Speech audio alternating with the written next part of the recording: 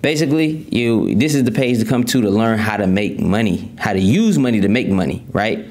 There's two ways to make money. And I always tell this to people no matter what, right? You can either spend time or you can spend money. Simple as that. You can put a whole lot of time into something or you can put some money into something. It ain't really that many options. Now, if you really good like myself, you use a combination of both. You use time and money to make money. But those are only two ways you're gonna make money. Here, you're gonna pay somebody or you gonna put in the time. You know what I mean? If you broke, put in the time. Simply put. If you got money, use your money. You know what I mean? Use your money to make money. You know what I mean? The last thing you want to do when you have money is have your money sitting around. So I'm gonna teach you guys these tips. I always tell people, man, before you start jumping into investing and stuff like that, the first thing that you should do is invest in your education. Figure out a way to get to the $200,000 mark, right?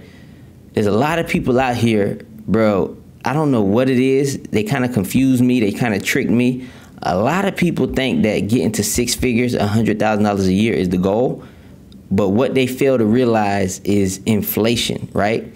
Maybe years ago, $100,000 was a good living. That was a good way to live, right? In today's world, in my honest opinion, especially with the people that I'm dealing with and I'm talking to, $200,000 is where you got to be, right?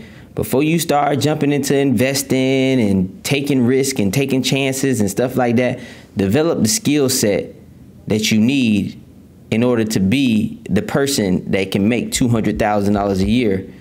Use that skill set, make that $200,000 a year. There's going to be a lot of knowledge. There's going to be a lot of people that you're going to talk to. There's going to be a lot of networking. You're going to grow as a human being. Once you hit that $200,000 mark, then you can start investing. Then you can start making some plays. Then, because you know how hard you had to work to get to that $200,000 level, then you can invest with a little bit more knowledge. You hear where you hear where I'm coming from? Because a lot of people out here, especially in this modern day world, some of the deals that I see, I feel like some of these folks is gambling. They ain't investing, they gambling. They trying to throw something against the wall and they hoping that it stick. Oh, I think this is a good investment. Now, I ain't really got a lot of proof, but it seemed good to me. I feel it in my gut and I want to do the deal. No, bro. And you know, the people that I usually hear doing this stuff is people that don't make at least $200,000 a year. I'm sorry. It's just something about that number. It just changes people's mindset. I don't know what it is.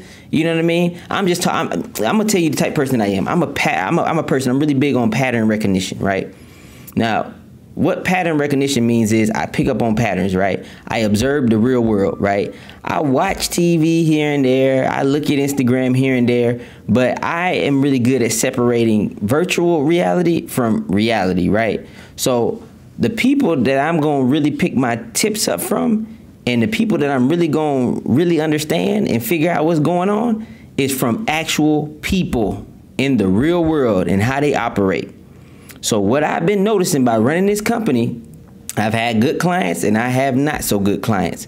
What I've noticed is the clients that make about $200,000 a year tend to be very savvy investors. They tend to be solid, well-put people. People that can consistently make $200,000 a year. And I'm not talking about they make $200,000 a year from investing.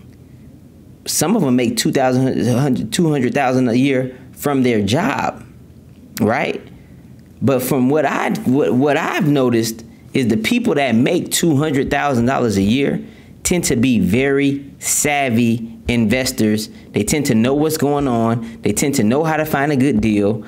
They don't really too much care about fees because they know it's a good deal. You know what I mean? They have no problem with down payment. It's just a smooth client, right? So I know I'm putting the cart before the horse, but I want to give you guys a quick breakdown, and I want you guys to dig deep and really ask yourself, should I be investing, right? Because some of you guys ain't got $3 to your name and you jumping in these crypto markets and you jumping in here and you watching this investor show and this investor show and you watching how this person do it and this person do it, and you keep finding yourself, well, I ain't making no real money because, bro, you ain't got the skill set to make no money. You know what I mean? I always tell people, man, the best time to borrow money, if you ever gonna borrow money and make a play and do something, the best time to borrow money is when you already have money.